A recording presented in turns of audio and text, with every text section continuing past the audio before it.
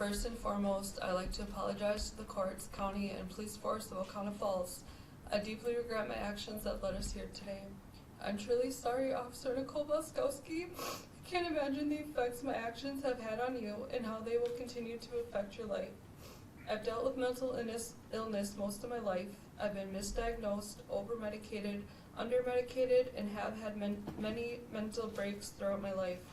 Honestly, don't recall all the events that got me here today. I'm sorry.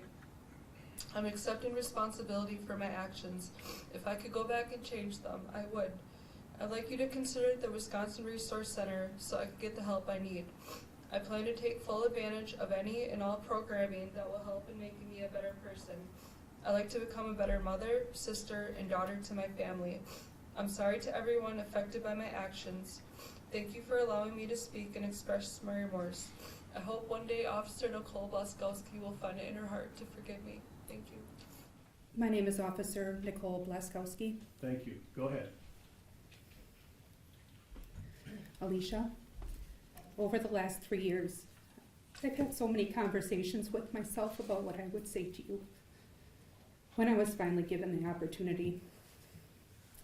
I've wanted to scream at you. I've wanted to ask you why. I wanted to tell you that I've forgiven you. But now that today is here, there's no possible way to put everything I felt in the last 3 years into words. Quite honestly, I don't even know if you're in a place to feel remorse for what you've done to me. But I want you to look around this room, and you can't see the others that are in the overflow room, but I know every single face here and they know mine.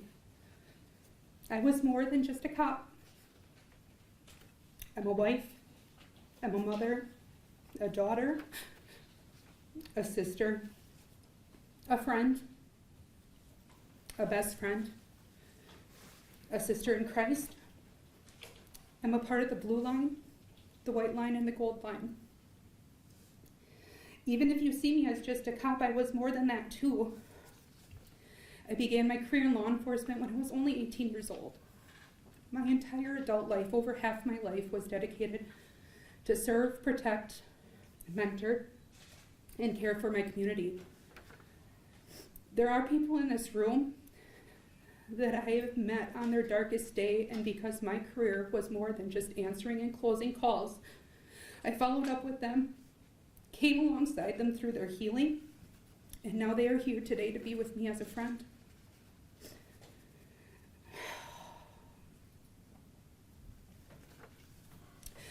But the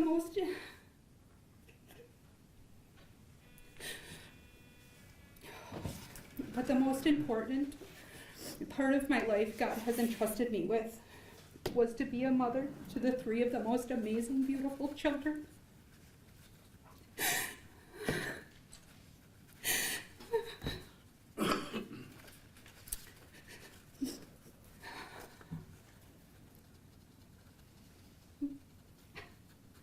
And even though I chose for them not to be here today, believe me when I say everyone in this room is advocating for them.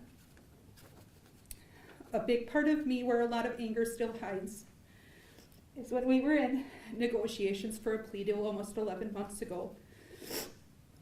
You refused to even budge from your time request because you had felt it was your right to be released from prison to see why I graduate high school.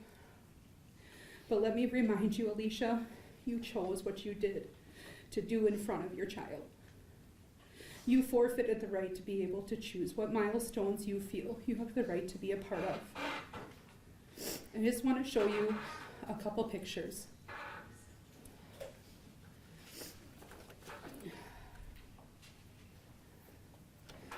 There was some pictures that should be put on the slide.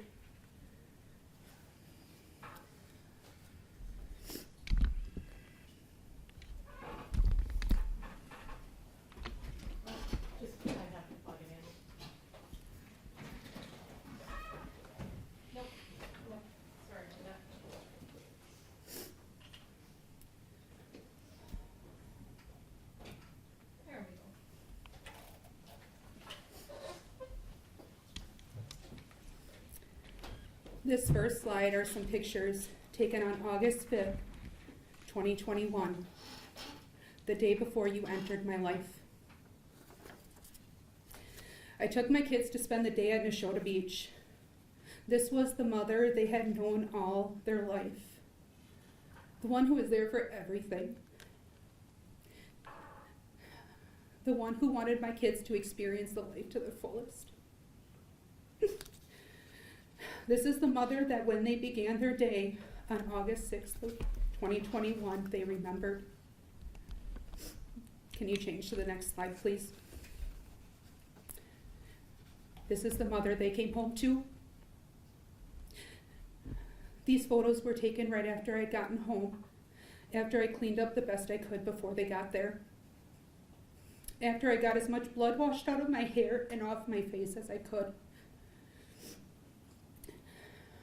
Can you take it down, please? My kids didn't ask for this. My kids were born into a life where both of their parents are cops, and they're so proud of us. They still and forever will be proud of us. When you were so worried about seeing your son graduate, you never considered you were leaving my 3 children with an empty chair at graduation. You didn't care that even though you get to still talk on the phone to Wyatt once a week, that mine would have to go a lifetime with only talking to me through their prayers. Quite frankly, it's my kids you have to provide your unending thanks to, because it was because of them I chose to fight for my life after you screamed at me, "I'm going to fucking kill you," and shot me execution style in the back of the head. I went toe-to-toe with Satan in the pits of hell to survive, so I would return home to my children because it was only their faces I could see.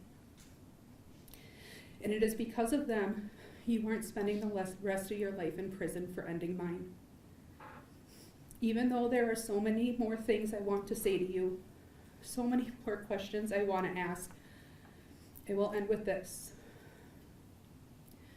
My only ask of you, Alisha, is that when you are serving your sentence, use the time to become a better version of yourself. Even though it's been incredibly challenging at times, this has been my prayer for you. That you come to know the Lord, to become a better mother, and to become a better person.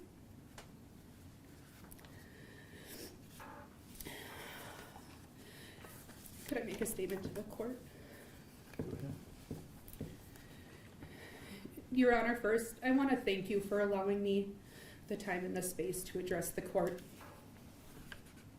I felt like over the past 2 years, 10 months and 19 days, I haven't been able to use my voice to tell my side of the story. Not just from the time frame of the shooting, but my life before and after.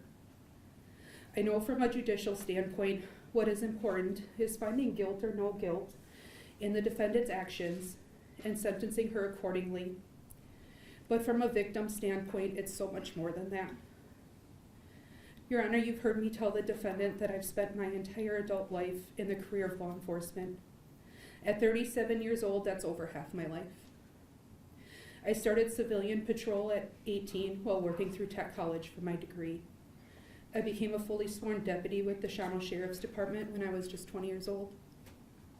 I worked in the dispatch center throughout my pregnancies and worked at Bondwell Police Department and most recently O'Connell Falls Police Department.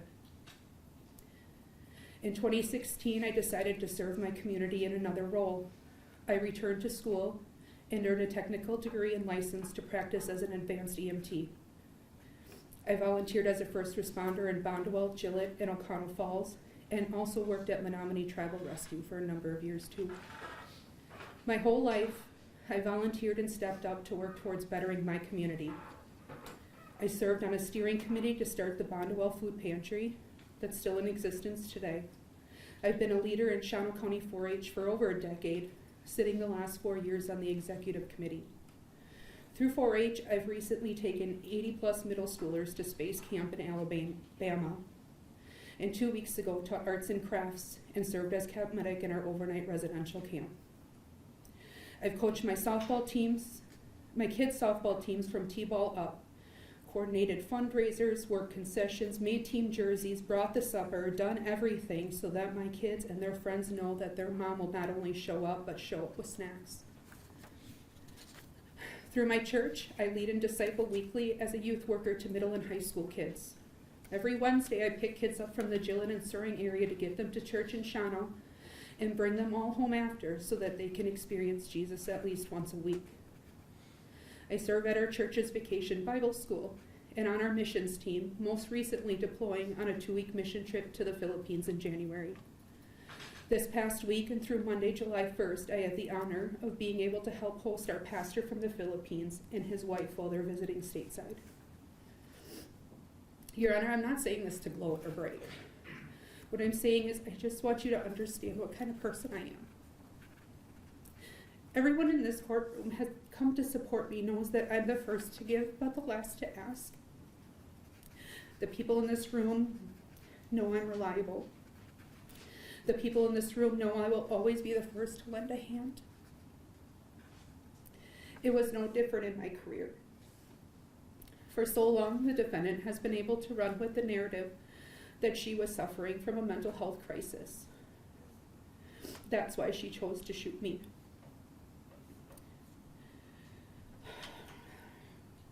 Like I said to the defendant, there are people in this room who I can call friends that first met me when I showed up at their door after they called for help. I've always made it my mission to use my career as a catalyst for good. Every night when I go home, even when I was questioning my belief in God, I always prayed for the people I met when I was working. So I want to share with you the incident from my perspective. The perspective that is backed by several years working in law enforcement and EMS. On July 6th of 2021, I was dispatched to 140 Elm Ave in the city of Oconto Falls. The caller, Alisha Kocken, was uncooperative with dispatchers and kept hanging up on them. She reported her son was kidnapped. When I responded, I looked up Alisha's name in our in-house record system and saw very few law enforcement contacts listed, all being completely minor call types. Alisha's name wasn't familiar to me, and I never had contact with her before. I did, however, have prior knowledge of the apartment complex, though. There were 2 known drug dealers living in that complex at the time, in addition to multiple known users who resided there. There was 1 known dealer who was known to frequently visit and was there that day. Upon first making contact with the defendant, her pupils were so dilated I couldn't tell what color her eyes were. She was fidgety, kept shifting on her feet, sweating profusely, was aggressive, and not able to be reasoned with. From my training and years and experience in law enforcement and as an AEMT, these signs were immediately recognizable to me as visible signs she was under the influence of an amphetamine or stimulant. It's also been my experience in law enforcement that when someone's suffering from a mental psychosis as extreme as the defendant later claimed she was having, they don't go their entire adult life without having any prior similar contacts with law enforcement. Generally, there are numerous law enforcement contacts with individuals who suffer from such extreme mental illness prior to experience a psychosis as bad as this, especially in the weeks leading up to it. Also, as I stated before, I was dispatched because the defendant reported her son was kidnapped. I wasn't dispatched for a welfare check. I wasn't dispatched because there were concerns about her behavior. I was dispatched to a kidnapping that the defendant called the police for. I did not and still do not believe in the slightest that the defendant was having a mental health crisis. I believe she was under the influence of drugs. When I learned that the defendant was never brought in for a blood draw, devastated is an understatement. Anyone who works in law enforcement knows that amphetamines and stimulants have a short half-life and time is imperative to get the blood draw completed. I strongly believe that this whole case would have been shut and closed months, if not years ago. there would have been no defense of mental illness. Your Honor, I've beaten myself up over this shooting over and over and over again, thinking I missed something, blaming myself for her disarming me. I remember a DCI agent telling me in my second interview that I did everything right, textbook even, and I didn't believe her. It wasn't until recently, during trial prep this last March, that I had the opportunity to and was mentally prepared to listen to the audio recording. I went through the audio over and over with a copy of the Wisconsin DAT manual in hand, and the agent was right. I did everything by the book, step by step. There was nothing I could have done to prevent her from disarming and shooting me. I finally come to peace with that portion of the shooting. It took me 2.5 years to learn and believe that none of this was my fault. That's a long time to carry such a heavy burden. That's a long time to punish myself and carry the blame for the decisions the defendant made. And that's a prison sentence of its own. Your Honor, my life has changed drastically since I was shot. I went from being a healthy, active, fit 34-year-old to needing to be on 5 daily prescription medications every day. 1 for anxiety, 1 for depression, 1 for post-traumatic stress disorder and mood stabilization, 1 to sleep, and 1 to manage headaches. I have 4 as-needed medications, 1 for migraines, 1 for panic attacks, and 2 for pain when my shoulder and neck lock up. These are some of the injuries I was left with after the shooting, some of which I still live with today. Injuries from the gunshot wound to my head. For the first 3 weeks following the shooting, I was under constant monitoring because I would constantly fall because of the extreme vertigo symptoms. I had to be monitored and physically supported while going to the bathroom and using the shower. I didn't have the ability to drive for 3 months. Because of this, and 5-day-a-week appointments in Greenbay and Sturgeon Bay, between occupational therapy, vestibular therapy, speech therapy, physical therapy, and behavioral health, my husband needed to take 3 months off work to not only support me mentally, but to be with me through it all. I required plastic surgery to repair the damage to my head, but will have permanent hair loss and disfigurement on my scalp for the rest of my life. A reminder I see every day when I look in the mirror. My last CT scan showed that there was still metal debris from the bullet in my head. I've developed tinnitus and still have hearing loss in my right ear. There were injuries to my shoulder, because during the altercation prior to the shooting, my right shoulder was dislocated. During the dislocation, my labrum was torn and required 5 anchors to be placed. A chunk of bone was broken off the head of my humerus, and my bicep tendon was torn. Because of the head injury, I had to wait 9 months to have surgical repairs done on my shoulder to make sure I could tolerate the anesthesia. That was 9 months of living with a broken bone and shoulder that would regularly fall out of its socket. For several months prior to and after the surgery, about 6 months in total, I had 2-hour physical therapy sessions in Greenbay 5 days a week to regain the strength in my neck, back, and shoulder. The mental injuries. Since the shooting, I was diagnosed with depression, PTSD, anxiety, attention deficit disorder subsequent to PTSD. I get extreme panic attacks that come out of nowhere with no notice. These result in me ending up on the floor in the fetal position, unable to breathe or be reasoned with.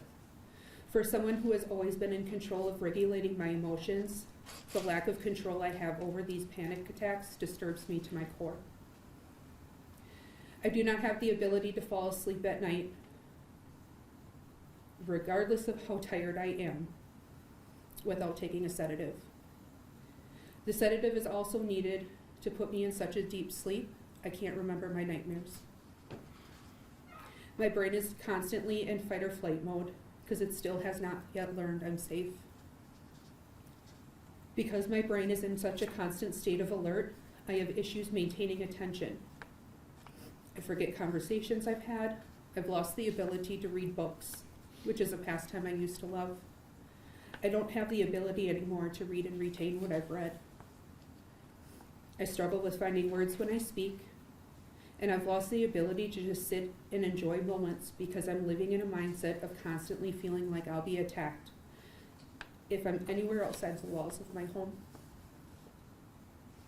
Unless you've gone through this yourself, it's incredibly hard to understand how it is to live that way. It's a nightmare.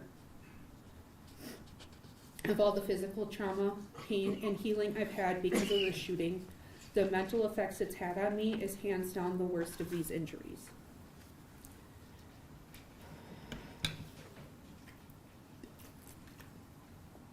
Some of the effects that it's had on my family.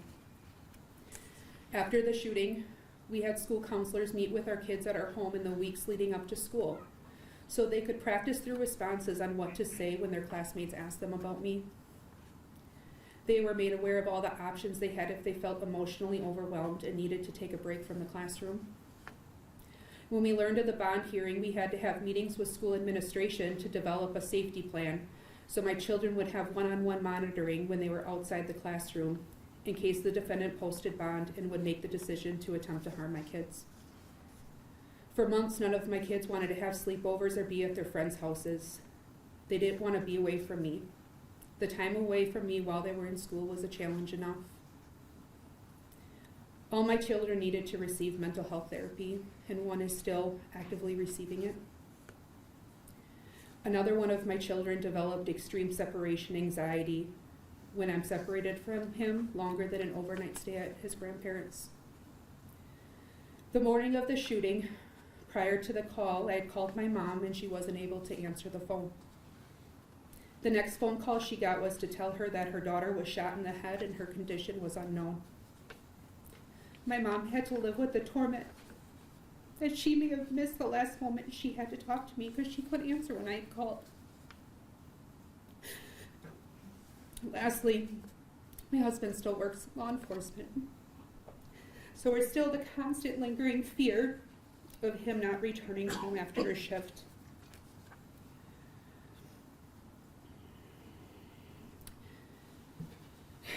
Your Honor, I want to add that last Thursday I was able to volunteer at COPS Kids Camp in the Milwaukee area. COPS stands for Concerns of Police Survivors, and this camp is for children and their living parent who lost a parent and spouse in the line of duty. As I was playing 500 with some of the kids in the middle of having a blast and getting to know all of them, it just hit me that these kids are here from all over the United States and they have one thing in common that no one wants to talk about. They're all missing a parent who was killed in the line of duty. I've been serving at this camp since 2022, and even though this camp is emotionally challenging, it reminds me of how blessed I am knowing I'm still here to be with my kids. Realizing how close my children were to being with one of these kids playing 500 with a bunch of kids they just met, all sharing that unspoken commonality that leaves a gaping hole in their heart. Lastly, the defendant took away my career. She robbed me of a profession that I loved and was so passionate about.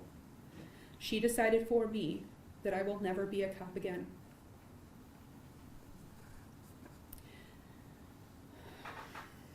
Your Honor, it's hard for me to share with the court the extent of my wounds because it's a mindset that I've actively worked to not allow myself to live in.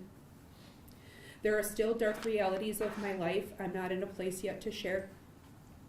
Realities that stay between me and my closest loved ones. Some realities that still are just between me and God. But I refuse to dwell on the challenges of what my new life looks like. I choose to look at my blessings. Blessings that are so immeasurable and amazing that only God Himself could have handpicked them for me after an event like this. But it's my reality though, and I feel it needed to be shared. When it comes to the sentencing decision, first I ask, in relation to extended supervision, you consider a number of things. The only regular support we've seen the defendant have is her mother, who is not a stable source of support that the defendant needs.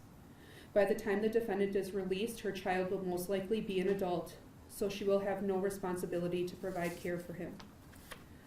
I ask that her extended supervision rules, on top of what the probation and parole agent recommended, include gainful employment if she is still within working age, with 3 or more applications a week until employment is achieved.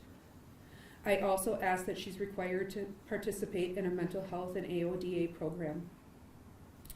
I believe these things will help provide her with a sense of community and responsibility when she does finish her incarceration sentence. It is said that idle hands do the devil's work, and I feel it's important the defendant have something that requires her to maintain the best version of herself. I also think it's in everyone's best interest that the defendant is successful when she re-enters and lives within society. I also ask you are generous with the amount of time, extended supervision time, you sentence her to, because the defendant's actions just while she was in jail alone prove she needs constant supervision to follow the laws and rules she's expected to follow. Her drug use in the jail shows the defendant has not taken any serious action yet on bettering herself while incarcerated and learning how to conform to society's standards. Your Honor, when it comes to the amount of time the defendant should serve incarcerated in prison, there's no amount of time that will ever be enough. The defendant gave me a life sentence of mental and physical injuries, and she deserves nothing less. The defendant had every intention to kill me. She screamed it in her own words at me, "I am going to fucking kill you." Then she shot me in the back of the head while I was begging her for my life. It was a matter of millimeters, my will to survive, and by God's grace that I'm able to be here today to deliver a victim impact speech and not my husband doing it on my behalf. Just because I survived doesn't mean that she should get a sentence that correlates with attempted. Her thoughts, intentions, words, and actions showed that she wanted to commit a homicide and she wanted to kill me. Just because law enforcement officers and their families must live with the dark reality, there may be a day that they might not come home after a shift. That doesn't mean we should put a stamp of approval on it either. The words, "they knew what they signed up for," should never be uttered. I think I speak on behalf of everyone in this room and all those who are watching when I say the statement needs to be made to our community that there is no open season on our cops. A message needs to be made that if you choose to harm those who answered the call to protect you, you should serve a heavy sentence. So with that being said, there isn't a set number of years I can name. I know and firmly believe her earthly consequence is not her eternal consequence. But I am trusting you'll sentence the defendant to time in prison that is fair and that she deserves. Thank you, Your Honor. Had more than 50 pages of reports and analysis, and called a pre-sentence report on behalf of the defendant, Alisha Kocken. And the reason I bring this up is because this hearing today is not just for the defendant, Alisha Kocken, her sentencing, but also for the victim, Officer Blaskowski, to also be heard and share with us just what has occurred to her. And she did it very well.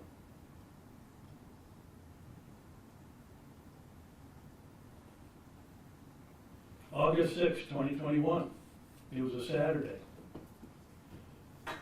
Officer Blaskowski, officer with the O'Connell Falls Police Department, left her home to work on the day shift that day. I'm sure she hugged or kissed her husband, her 3 children, and off she goes to work. Among other things, before she left her home, she of course attached her sidearm to her hips, and also she put on a bulletproof vest. How many of us go to work in our jobs, other than police officers, and have to put on a bulletproof vest?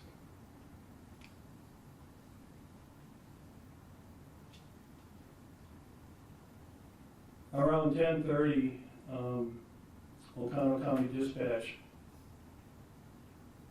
called her and advised her that they had received a suspicious call from 140 Elm Avenue in Oconto Falls.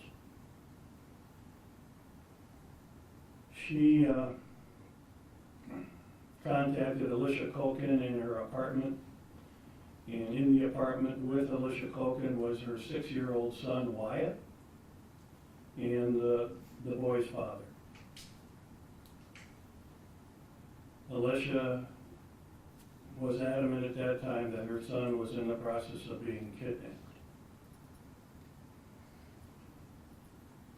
It's obvious that from the recording, Alisha Kocken was very visibly upset and acting very chaotically.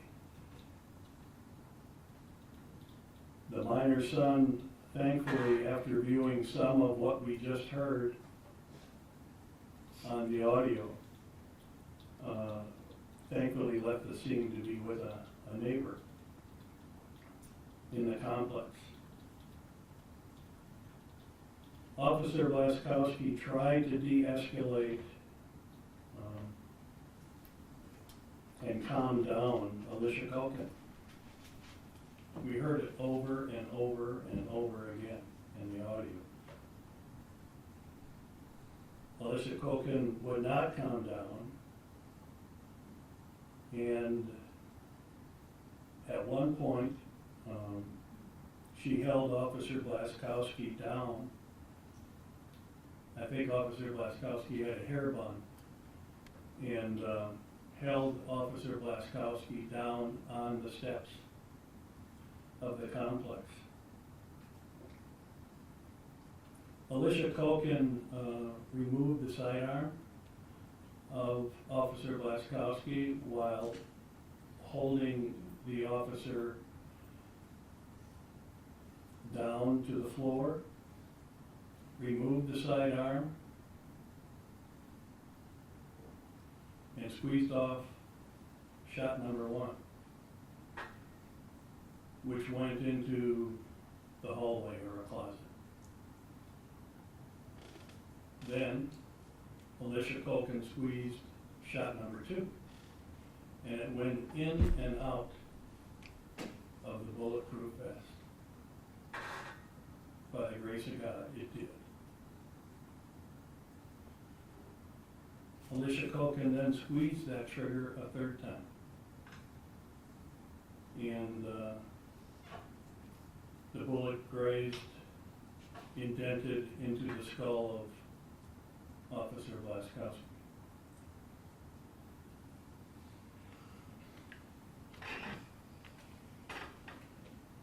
Yes, how many of us have to put on a bulletproof vest before we go to work every day?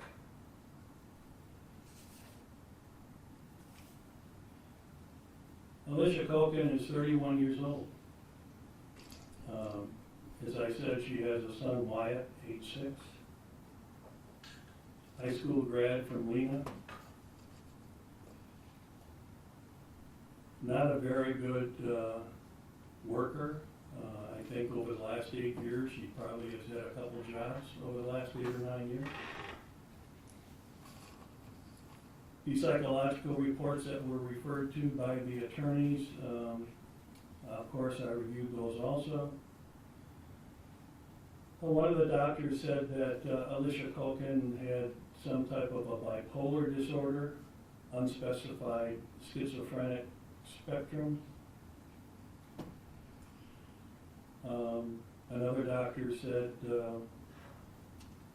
that she had a disorder unqualified as a result of the consumption of THC. Prior to this incident, Alisha Kocken was on Adderall. Later it was changed to Vyvanse. And as stated, her doctor stopped her medications because the doctor became aware that she was using THC daily. And Alisha Kocken, for her credit, advised the PSI preparers that she was abusing her medications and consuming THC on a daily basis.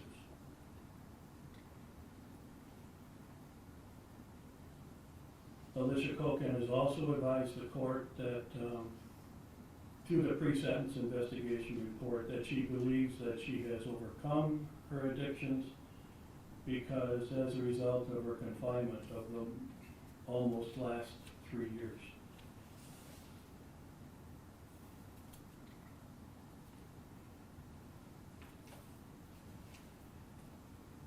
The court, in determining the sentence for Alisha Kocken, is to look at certain objectives that I'm attempting to reach in determining the sentence. As stated earlier, number one is protection of the community. Our Oconto County police and sheriff's officers protect and serve us, as well as the general public.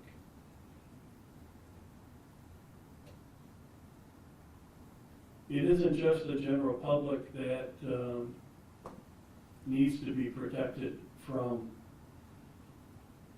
crazed individuals who abuse illegal substances and then can't be responsible for their actions.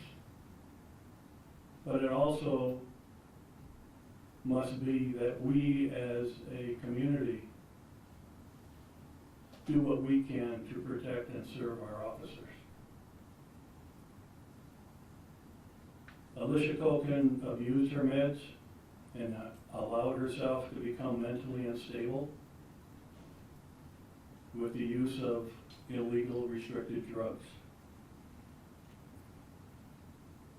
Officer Blaskowski certainly showed the qualities of a law enforcement officer in attempting to address the chaotic atmosphere in Alisha Kocken's apartment.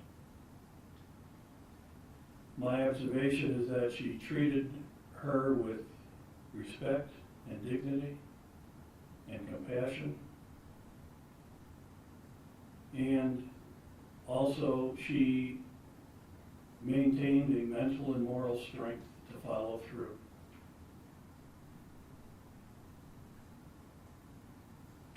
Which resulted in, frankly,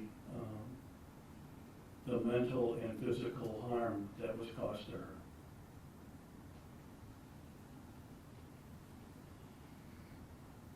Another of the sentencing objectives I have to look at is the punishment of the defendant, Alisha Kocken. As I've already stated, she's already been confined for almost 3 years. She has been in my court numerous times over that period. As far as what I have been able to observe, she was shown to be, in my courtroom, cooperative, engaged, polite throughout this entire process.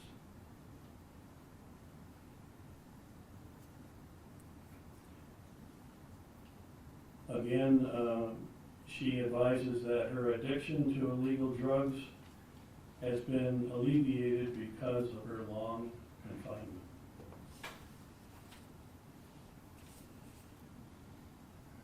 But there has to be further punishment than just the confinement in the Oconto County Jail. She has been convicted of 4 separate offenses. Number 1, attempted first-degree intentional homicide.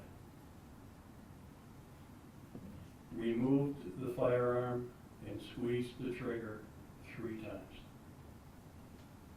Number 2, resisting an officer.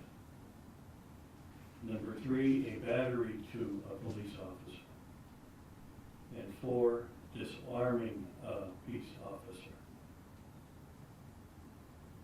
Certainly further punishment is warranted for the chaos and injuries which Alisha Kocken caused on August 6th of 2021. Rehabilitation is another objective. Alisha Kocken certainly needs correctional treatment. And even she says that she would like to be placed in a resource center where her mental issues, past addiction issues, can be addressed. There's no question in my mind that those treatment availabilities can most effectively be provided to her if she is confined. I make no determination, however, as to where she is confined. That is determined by the Department of Corrections. Deterrence of others.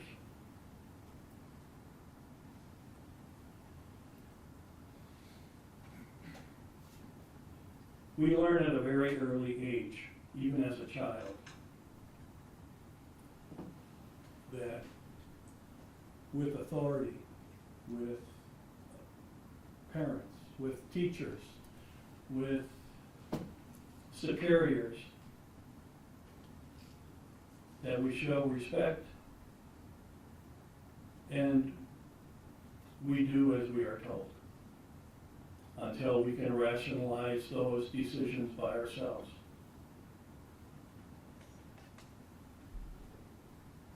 All Alisha Kocken had to do was listen to Officer Blaskowski. Calm down. Sit down. Stop. Please stop.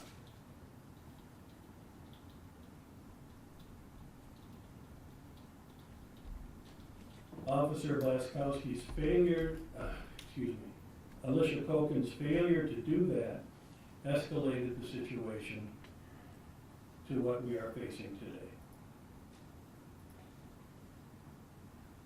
Further, as stated previously, our officers, our law enforcement officials are there to serve and protect, and I'm damn proud of the job that is being done in Oconto County by all of our agencies. Police, county, they are there to serve and protect. They are not there to harm anyone.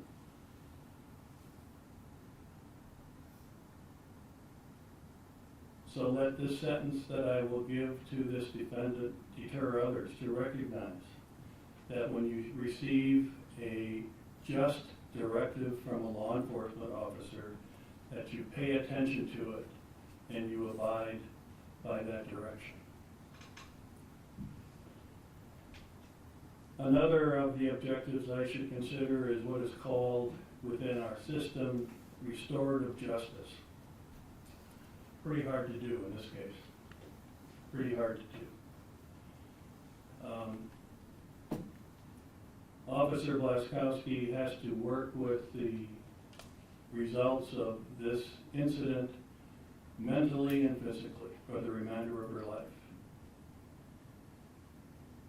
as will Alisha Kocken in serving additional confinement time. There is no such thing in my mind as closure. There isn't.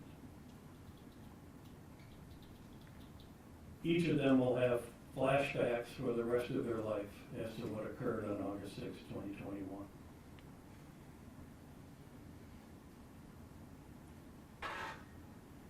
And I hope that Officer Blaskowski can find some other self-fulfilling obligation in her life that she will truly treasure, other than being a police officer. And for Alisha Kocken, going to prison is not easy. Each and every day is an additional sentence. And I trust and I hope that upon her release from confinement, that she can find gainful employment and again have a fruitful relationship with her son.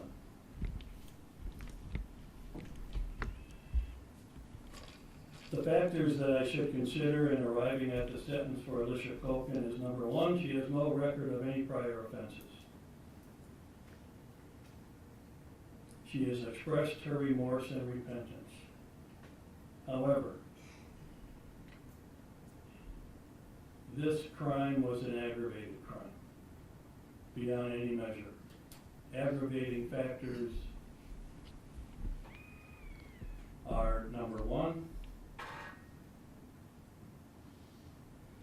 the squeezing off of a trigger 3 separate times, 2 of the shots which could have killed Officer Blaskowski.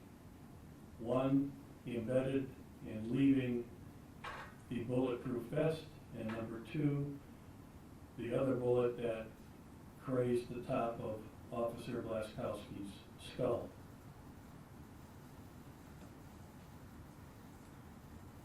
What is further aggravating is that she admits that she was abusing her medications. We don't have any excuses here for what happened. None. Because of her abusing her medications and THC, she caused herself to have some type of a psychotic experience. However, she still had the mental ability and judgment to call 911.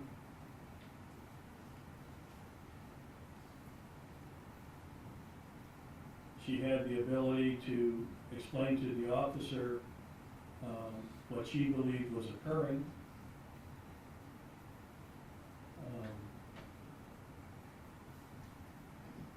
She had the ability to restrain the officer in wanting to do it.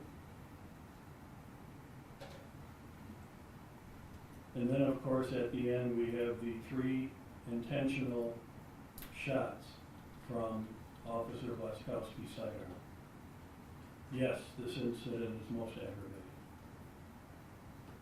as it concerns the gravity of the offense.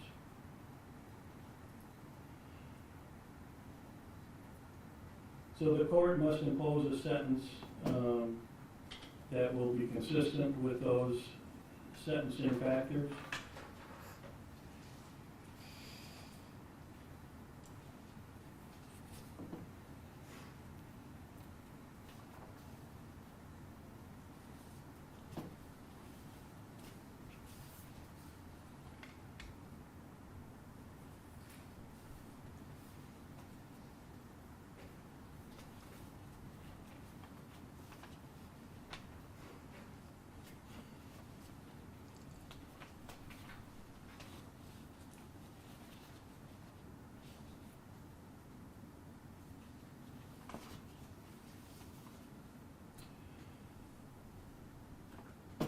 Certainly, the court cannot consider probation because that would depreciate the offense here, number one. Number two, the court is going to give a sentence to Alisha Kocken that I believe is the minimum amount of time that she would have to be confined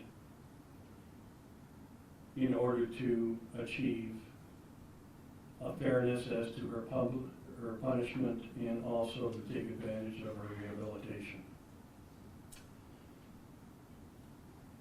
As to count 1 of the information, first-degree intentional homicide, attempt, I sentence Alisha Kocken to 13 years in the Wisconsin State Prison, 6 years of extended supervision. Count 2, resisting an officer, 1 year of initial confinement, 2 years of extended supervision. Count 3, battery to a law enforcement officer, 1 year of initial confinement, 2 years of extended supervision. Count 4, disarming a peace officer, 1 year of initial confinement, 2 years of extended supervision.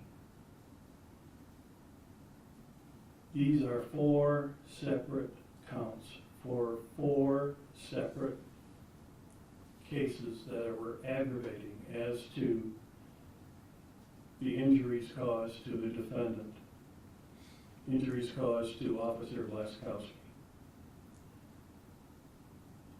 All counts to be served consecutively for a total sentence of 16 years initial confinement, 12 years of extended supervision, with this defendant receiving credit for 1,054 days of jail time. She is not eligible for the challenge incarceration program. She is not eligible for the substance abuse program. Alisha Kocken shall have no contact with Nicole Blaskowski, her family or residents as conditions of her supervision. She will enter into, participate in, and successfully complete any assessments, evaluations, AODA assessments, treatment programs as directed by the department. Upon her release from confinement, she to obtain and maintain substantial gainful employment.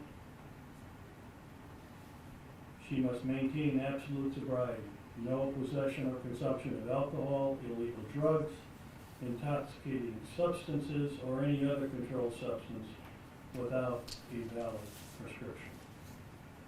Sentence to commence forthwith. Attorney Williams, anything you would like to add? No, thank you, Your Honor. Attorney Carroll. No, thank you, Your Honor.